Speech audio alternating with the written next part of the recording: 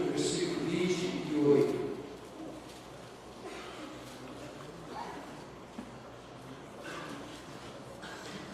Lucas 9, a partir do verso 28.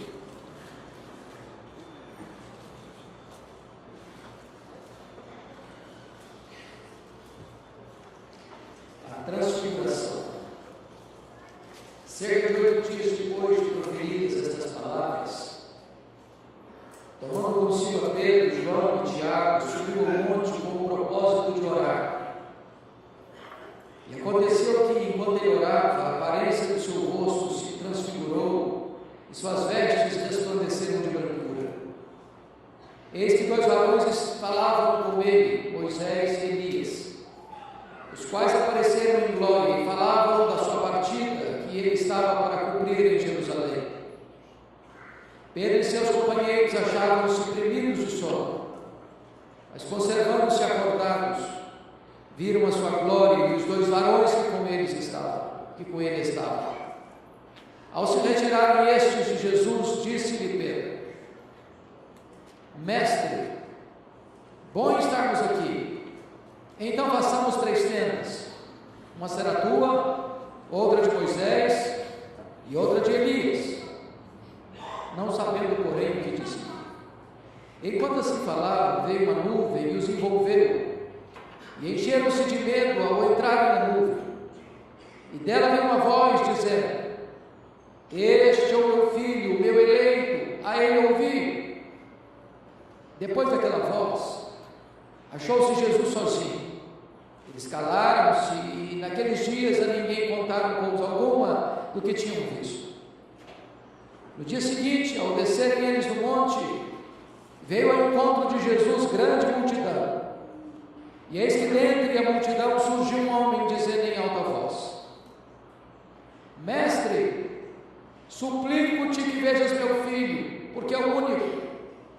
Um espírito se apodera dele, de repente o menino grita e o espírito o atira por terra, convulsiona-o até espumar, e dificilmente o deixa depois de o ter quebrantado. Roguei aos teus discípulos que o expelissem, mas eles não puderam. Respondeu Jesus: Ó geração incrédula e perversa, até quando estarei convosco e vos sofrerei? Traz o teu filho. Quando se aproximando, o demônio o atirou no chão e o convulsionou. Mas Jesus repreendeu o espírito imundo, curou o menino e o entregou a seu pai. E todos ficaram maravilhados ante a majestade de Deus.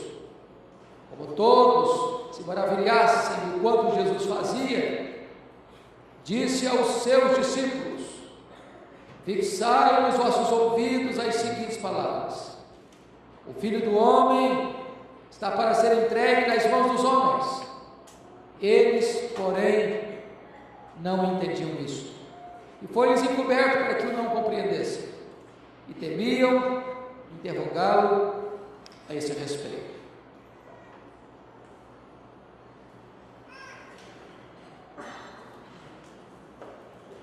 Irmãos queridos, esse texto trata de 3 assuntos. Esse texto fala de 3 tipos de relacionamento com Deus, 3 graus ou 3 tipos de espiritualidade. E eu gostaria de nominar esses 3 tipos. O primeiro deles, a espiritualidade de Pedro, Tiago e João. O segundo deles, a espiritualidade dos 9 discípulos que ficaram no sopé do monte, não subiram o monte da transfiguração. E a terceira, a espiritualidade do próprio Jesus. Nós poderíamos definir a espiritualidade de Pedro, Tiago e João como a espiritualidade do monte. Eles subiram o monte. A espiritualidade dos demais, a espiritualidade do vale. Eles ficaram no vale. E a terceira, a espiritualidade de Jesus. A espiritualidade do monte é caracterizada por um fato curioso. No topo daquela montanha eles veem milagres. Eles estão vivendo uma experiência de êxtase. Então eu vou chamar a espiritualidade do monte da espiritualidade do êxtase, sem entendimento, porque eles veem milagres, mas eles não discernem as coisas espirituais. Aqueles que ficaram no vale, ficaram, mas não oraram, não estavam discutindo com os escribas, desprovidos de poder. Então eu vou chamar a espiritualidade dos que ficaram no sopé do monte, como a espiritualidade do vale, a discussão sem poder. E nós vamos examinar a espiritualidade de Jesus, que é caracterizada por 3 coisas: oração, obediência e poder. Vamos examinar esses 3 pontos. Obrigado, querido.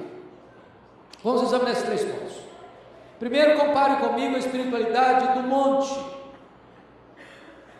do êxtase sem entendimento. Diz a Bíblia que Jesus subiu um monte para orar, e ele ora, mas os discípulos, Pedro, Tiago e João, não oram, eles dormem.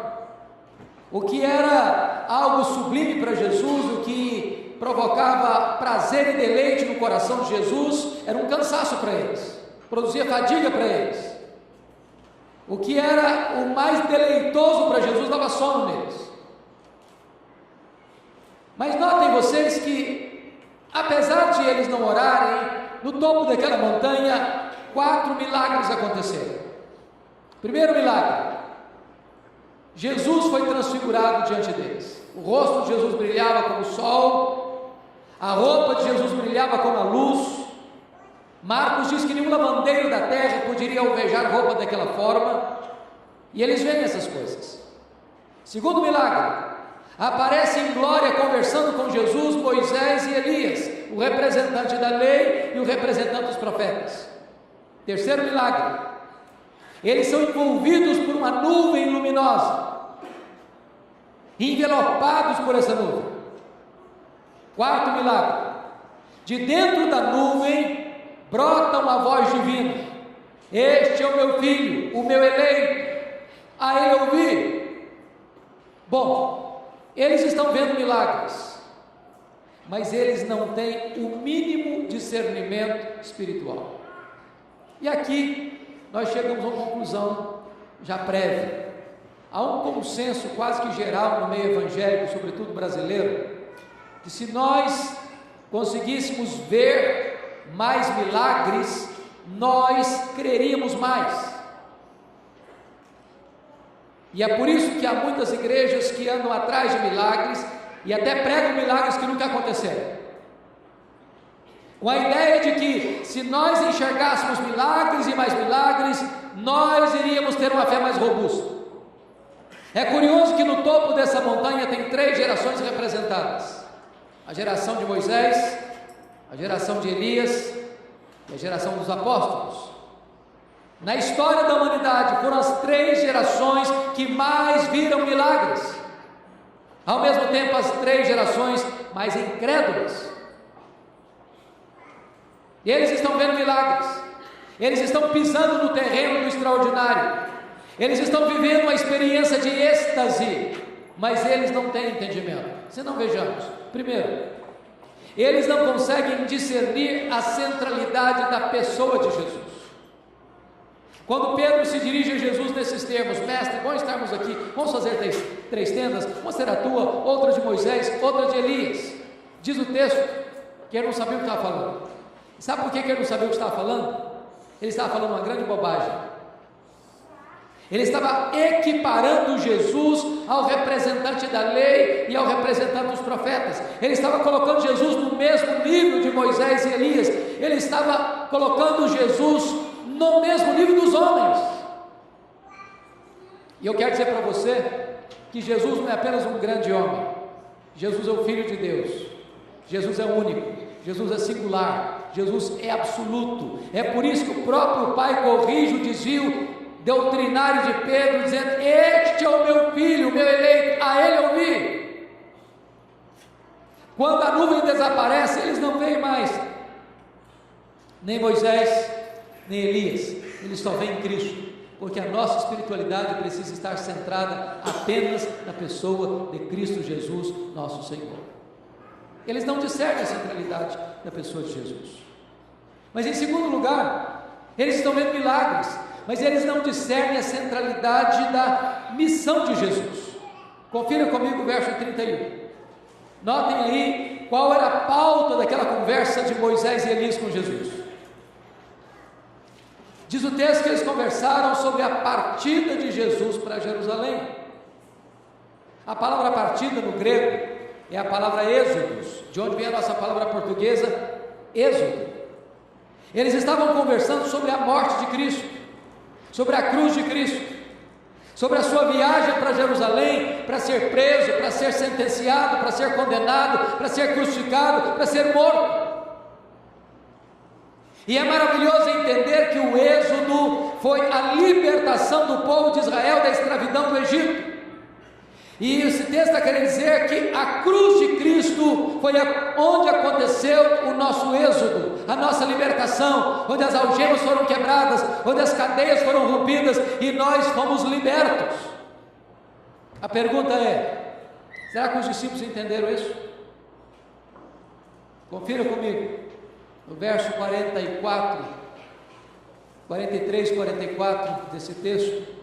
Diz que quando Jesus desceu daquele monte, curou aquele menino endemoniado, libertou aquele menino, entregou o menino para o seu pai, as multidões ficaram maravilhadas.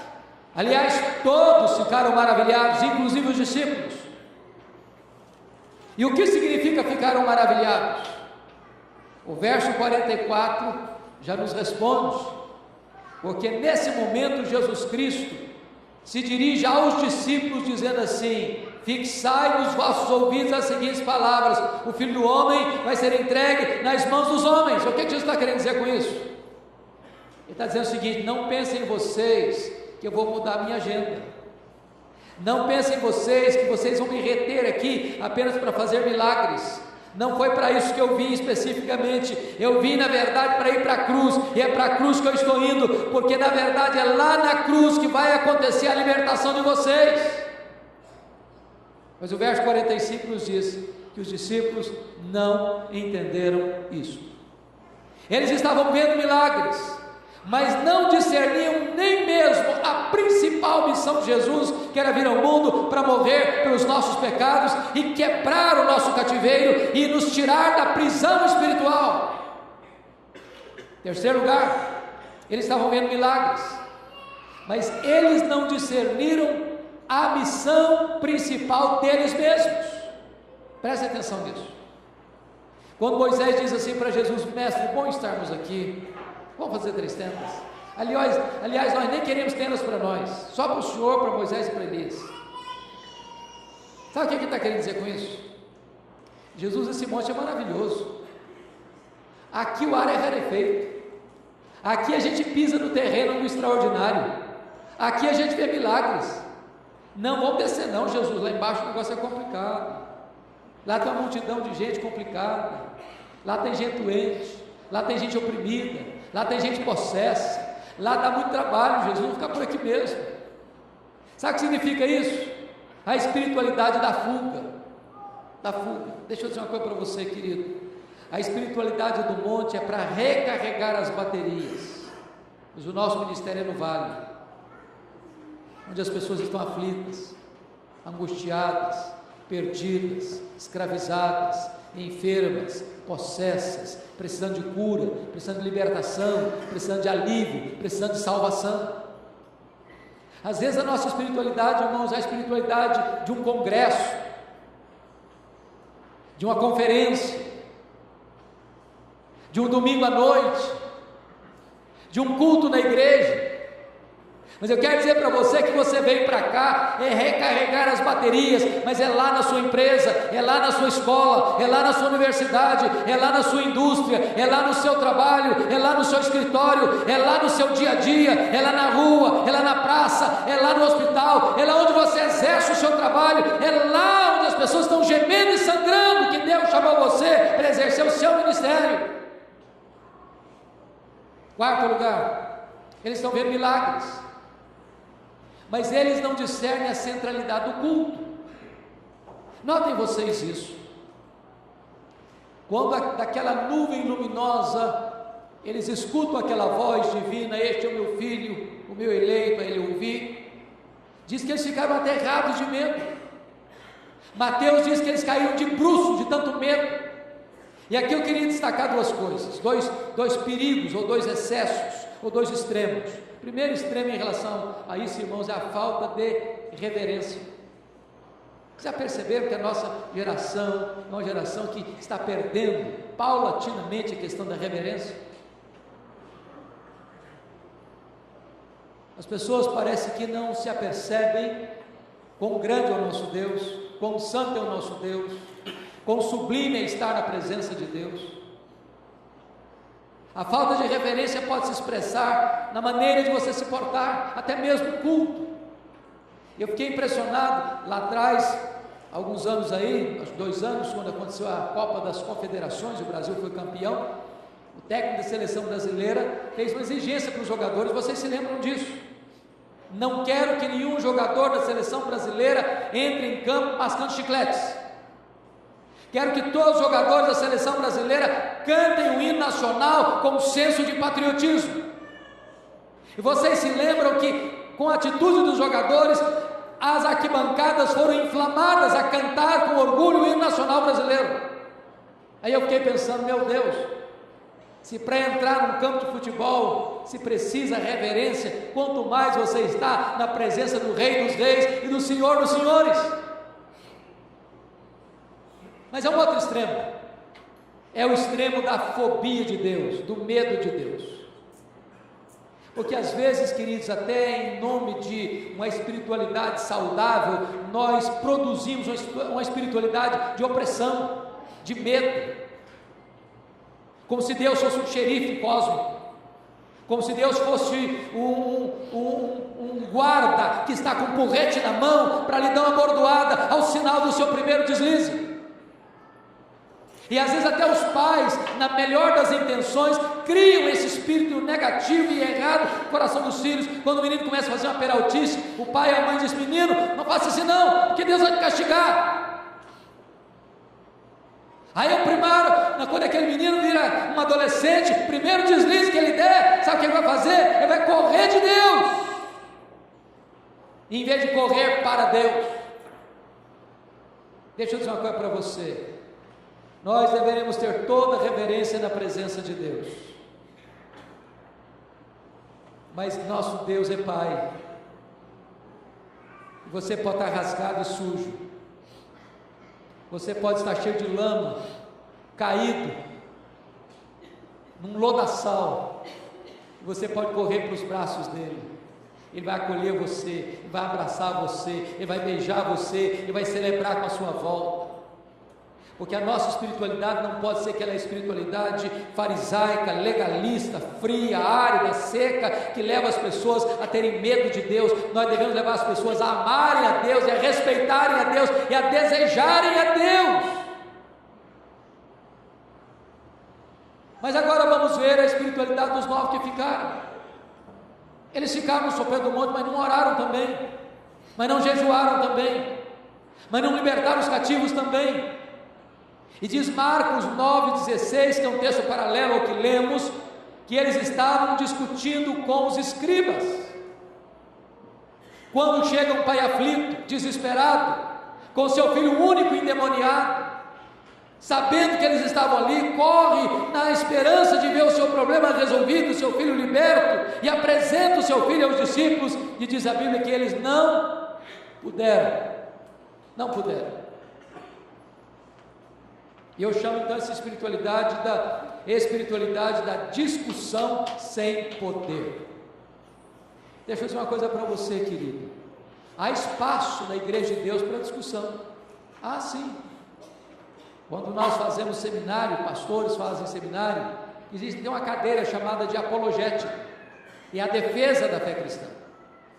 Mas aqui há um grande perigo, há uma grande sutileza, é que às vezes o inimigo, tão astuto que é, tira-nos do foco, não com coisas ruins, mas com coisas boas, mas que não são prioritárias naquele momento.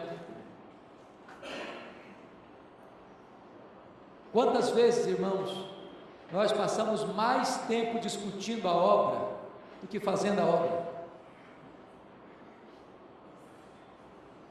Discutimos mais a obra do que fazemos a obra.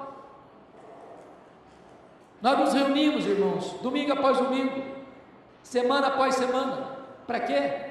Para discutir. E aí, Nós queríamos aprofundar a discussão, marcamos um congresso, agora vamos discutir com mais profundidade. E aí discutimos. Aí vamos fazer um seminário a 500 quilômetros, sabe para quê? Para aprofundar a discussão. Aí nós trazemos uma pessoa que é considerada expert no assunto, sabe para quê? Para aprofundar mais a discussão. Aí no outro domingo, sabe o que a gente faz? Revisa a discussão. E a gente passa isso 1 ano, 5 anos, 10 anos, 20 anos, 30 anos na igreja. Sabe para quê? Para discutir. Somos capazes de sairmos de casa, entrarmos na igreja, no templo, 1000 vezes, mas não temos coragem de atravessar a rua, para entrar na casa do vizinho, falar para ele do amor de Jesus. Quando nós perdemos o foco, também perdemos o poder. Quando perdemos o foco, perdemos o poder. Eles não puderam. Agora, curioso é que enquanto a igreja discute, o diabo age.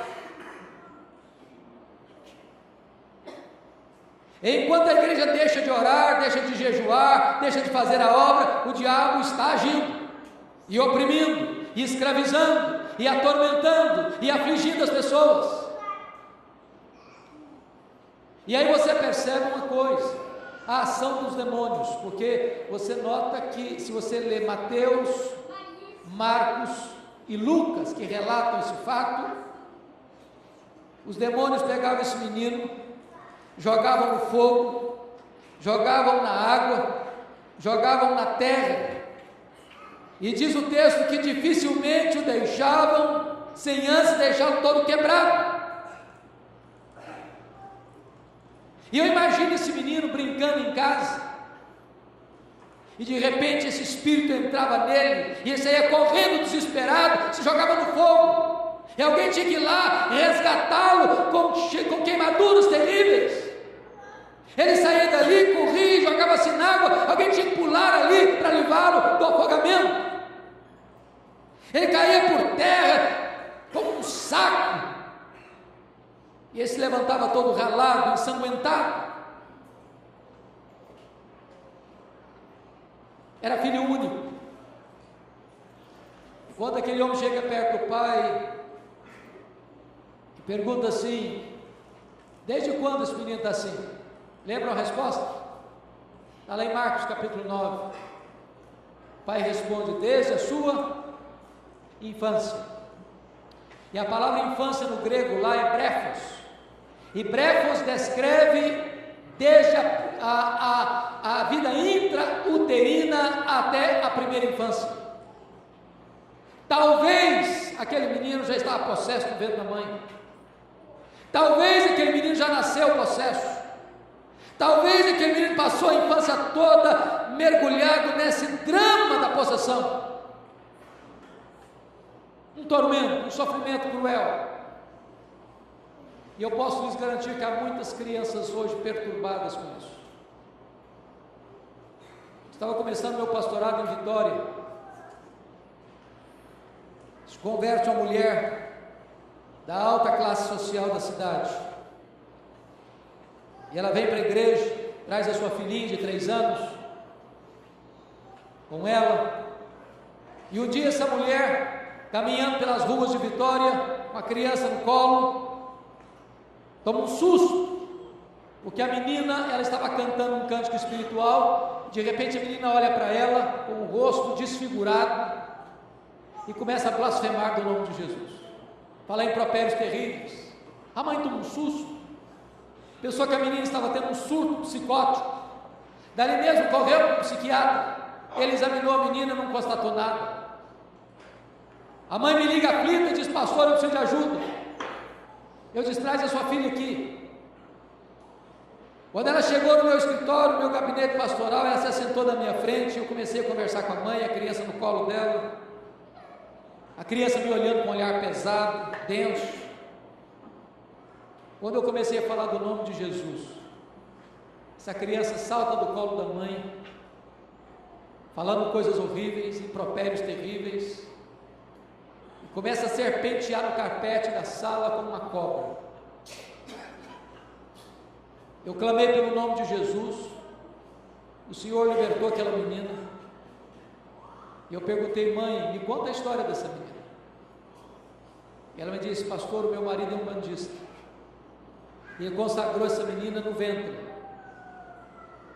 aos guias, aos espíritos, aos demônios.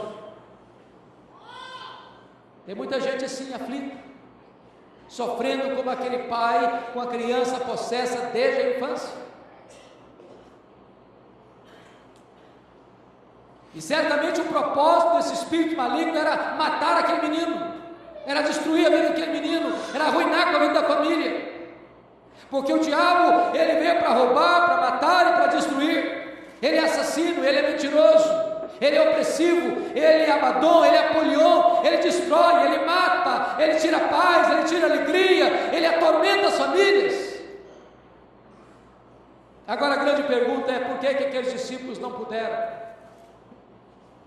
Jesus Cristo responde para eles: sabe por que vocês não puderam? Porque esta casta só sai com oração e jejum. Mark Lloyd Jones, no seu livro Combate Cristão, que eu reputo o melhor livro sobre batalha espiritual na língua portuguesa disponível, ele diz que os discípulos não puderam porque há demônios e demônios. Nem toda luta espiritual tem o mesmo grau de resistência.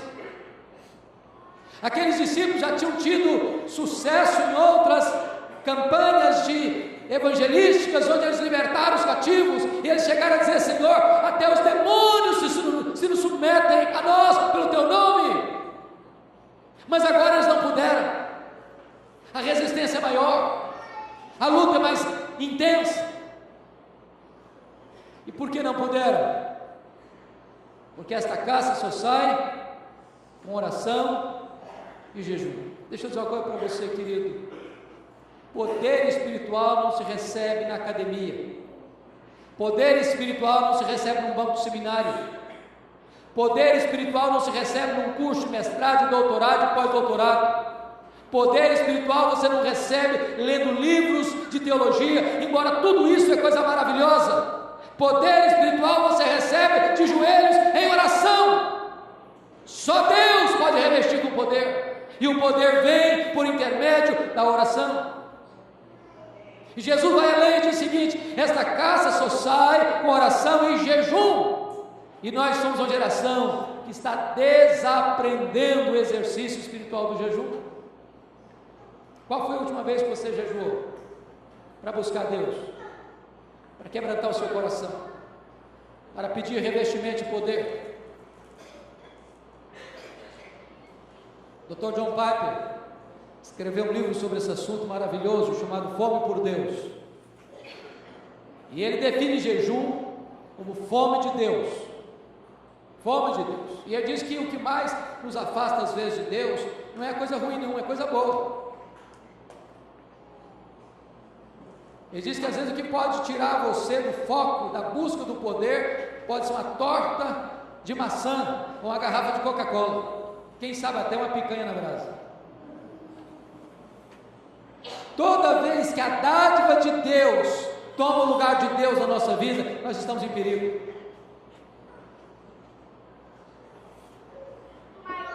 Jejum é fome de Deus. E aí ele coloca algo interessantíssimo, ele diz assim, está lá em 1 Coríntios 10, 31, lembra? Portanto, quer comais, quer bebais, quer façais qualquer outra coisa, fazei tudo para a glória de Deus. Então você come para a glória de Deus, e você jejua para a glória de Deus.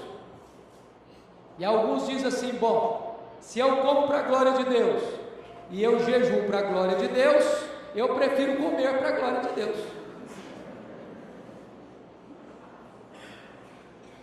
Porque eu faço tudo para a glória de Deus. Então uma pergunta é necessária: se você come para a glória de Deus, se você jejua para a glória de Deus, qual a diferença entre você comer e jejuar? É que quando você come, você se alimenta do pão da terra, e o pão da terra é um símbolo do pão do céu. Mas quando você jejua, você não se alimenta do pão da terra, você não se alimenta do símbolo, você se alimenta do próprio pão do céu. Jejum é fome de Deus.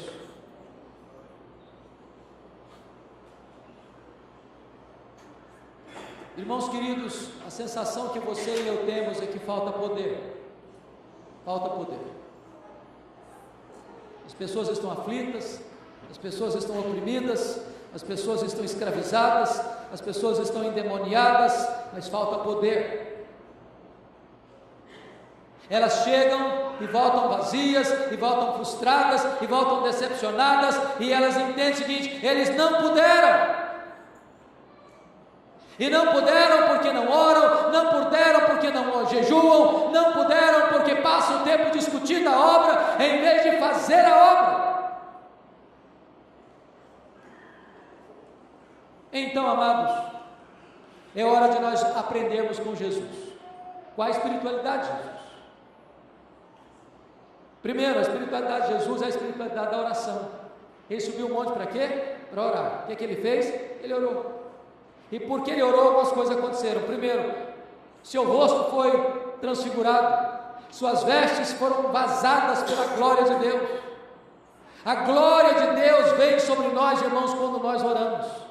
A Shekinah de Deus vem sobre nós quando nós oramos. A luz do céu irradia a nossa vida quando nós oramos. Se não há oração, há uma penumbra, há uma sombra, há uma escuridão. É a luz de Deus que vem em resposta à oração da igreja. A manifestação de Deus vem por meio da oração. Leia a história bíblica, leia a história da igreja, e você jamais verá a manifestação poderosa de Deus na vida do seu povo, sem que isso tenha sido precedido por oração.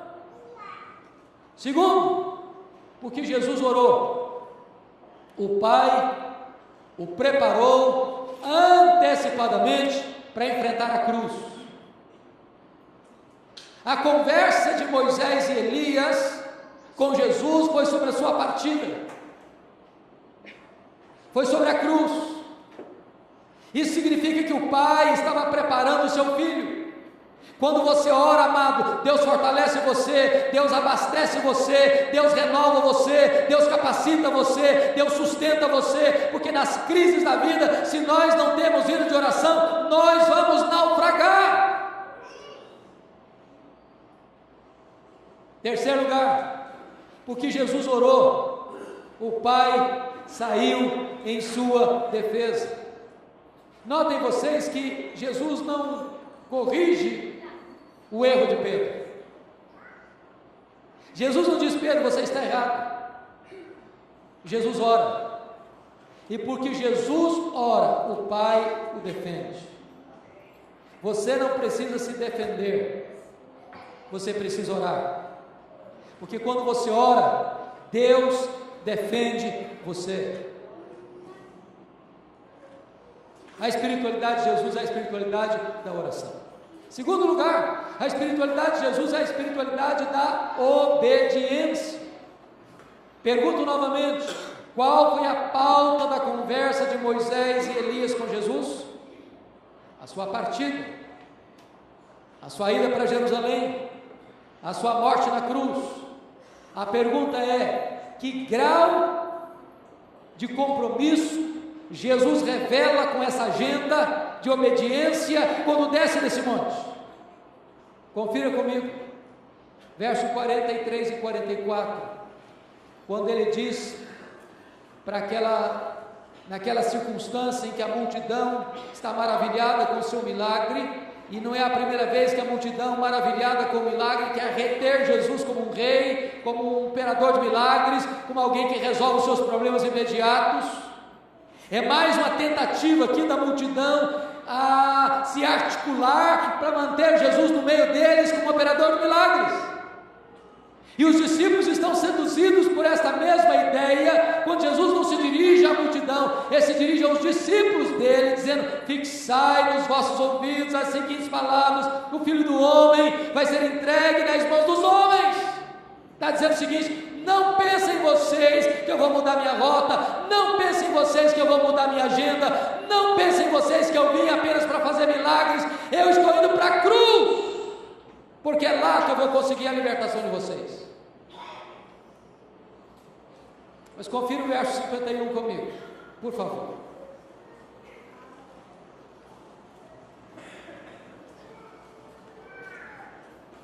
E aconteceu que, ao se completarem os dias em que devia ele ser assunto ao céu, manifestou no semblante a intrépida resolução de ir para Jerusalém.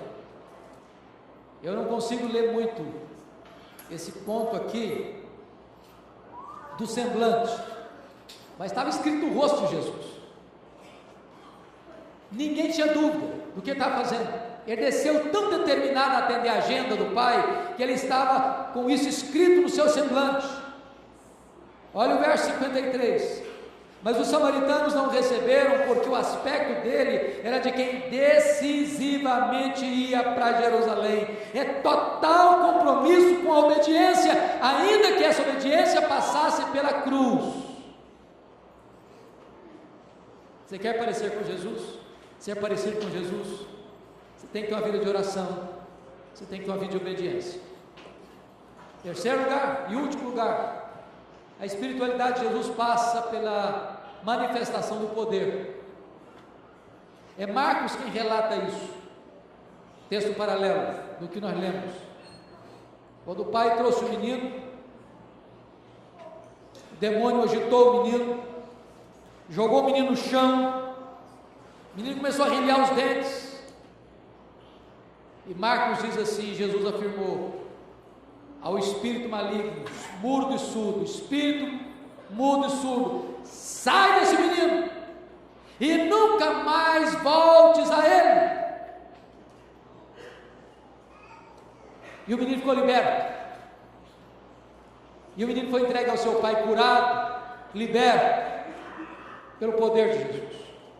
E você sabe que uma pessoa possessa, depois de liberta, se ela não tem um compromisso com Cristo, aqueles demônios que saíram podem voltar, e outros mais podem vir, e o segundo estado pode tornar-se pior do que o primeiro.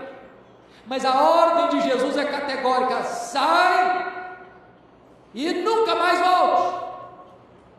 E os demônios precisam bater em retirada, porque Jesus Cristo tem autoridade, tem todo o poder, e os demônios precisam obedecer ao seu comando e à sua voz.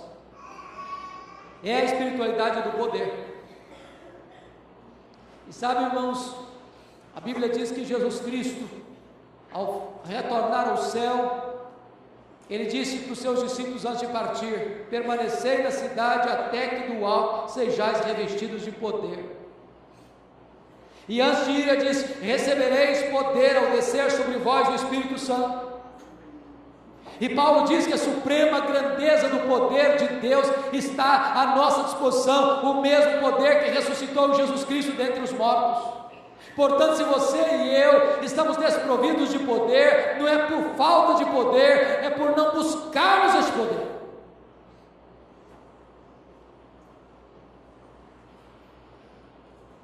E eu queria concluir remetendo você ao texto de Marcos capítulo 5, porque penso que é a experiência mais dramática revelada nos evangelhos sobre essa situação de uma pessoa possessa.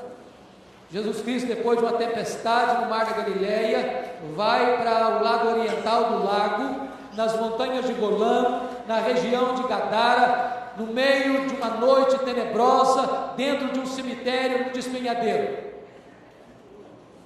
E a coisa que você menos espera ver num cemitério, sobretudo de noite, é um homem vivo. Lá tinha um homem vivo, nu, ensanguentado, violento, gritando de dia e de noite entre os sepulcros. Quando Jesus entrou ali, aquele homem veio correndo, se prostrou aos pés de Jesus.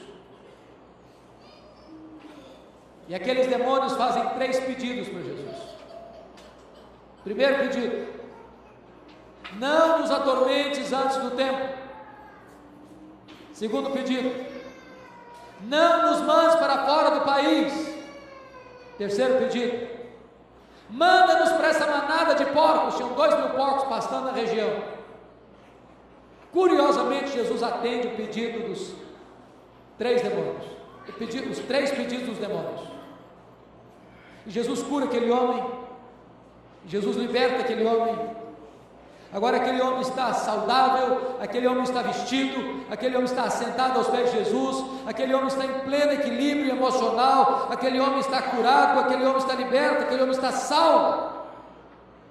E agora esse mesmo homem, que outrora estava endemoniado, que os demônios outrora fizeram pedidos a Jesus e Jesus atendeu a todos eles, agora faz um pedido para Jesus, como um homem liberto e convertido: Senhor, permita-me ir contigo, eu quero fazer parte da tua caravana, eu quero acompanhar-te. E Jesus, que havia deferido os 3 pedidos dos demônios, indefere o pedido desse homem liberto e convertido. Jesus diz: não, você não vai comigo, vai para os teus e conta a eles quantas coisas o Senhor fez por ti e como teve compaixão de ti. Jesus está dizendo o seguinte: o lugar que você foi problema, você vai ser solução. O lugar que você foi motivo de lágrimas, você vai ser bênção. O lugar que você foi uma tragédia, você vai ser um instrumento de salvação. Primeiro campo missionário seu vai ser a sua família.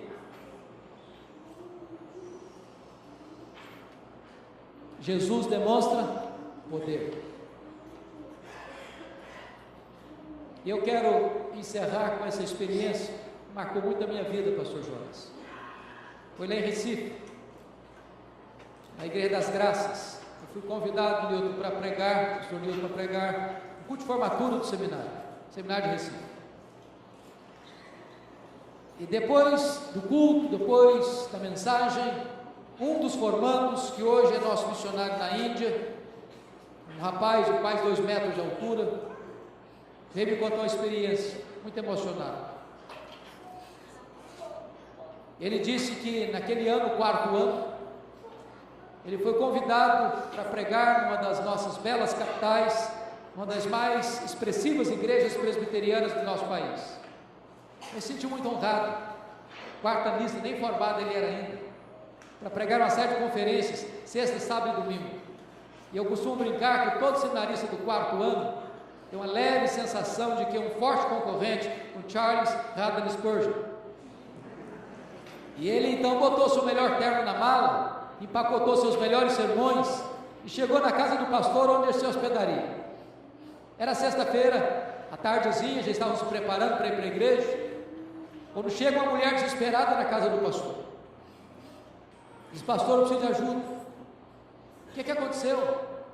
A minha vizinha está endemoniada, pastor. Tem uma pequena multidão ao redor da casa dela, ela está gritando, ela está quebrando tudo dentro de casa, ninguém tem coragem de lidar com a situação, o senhor tem que ir lá nos ajudar.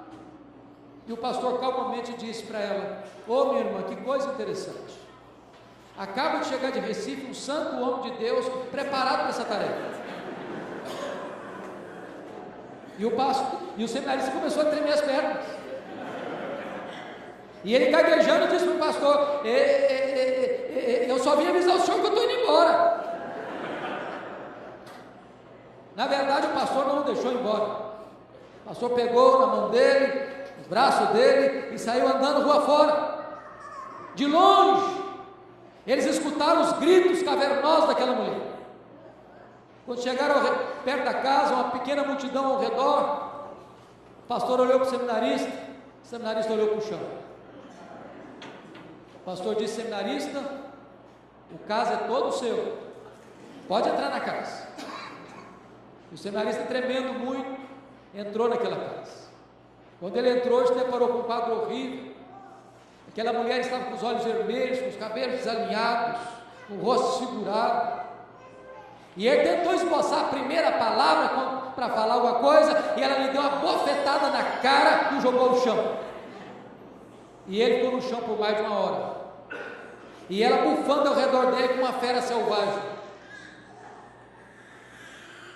E esse seminarista me disse: pastor Hernandes, a minha vida passou na minha cabeça como um filme. Eu comecei a perceber quão seco eu estava, quão árido eu estava, quão mecanicamente era a minha vida religiosa. Estava no piloto automático. Eu lia a Bíblia, mas aquilo não falava nada comigo. Eu orava, mas havia uma sequidão na minha alma. Eu ia para a igreja, mas nada acontecia. Eu pregava como pregador profissional, alguém que sabia fazer sermão, mas não havia calor na minha alma, não havia fogo no meu coração, não havia sede no meu espírito. E ele disse que ficou mais de uma hora ali, e a vida dele passando como um filme na cabeça dele, e a mulher bufando ao redor dele, lá pelas tantas. Ele começa a orar, silenciosamente, talvez como Sansão agarrado naquelas colunas.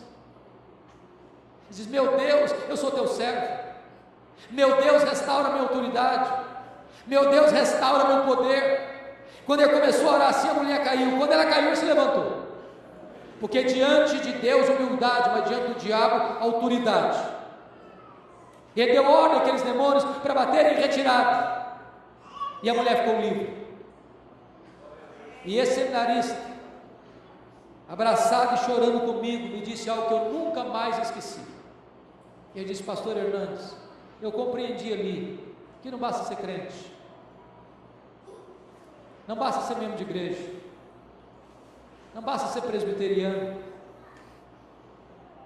não basta ser diácono, não basta ser presbítero, não basta ser seminarista, não basta ser pastor, não basta ser missionário, não basta ser reformado, não basta ser calvinista, não basta ser doutor. É preciso o poder do Espírito Santo na nossa vida. Nós precisamos, irmãos, desesperadamente imitarmos a Jesus, uma vida de oração, uma vida de obediência, uma vida de poder espiritual. Que Deus, pela sua graça, nos revista nesta noite, e nos fortaleça nesta noite, e nos encha do seu Espírito nesta noite.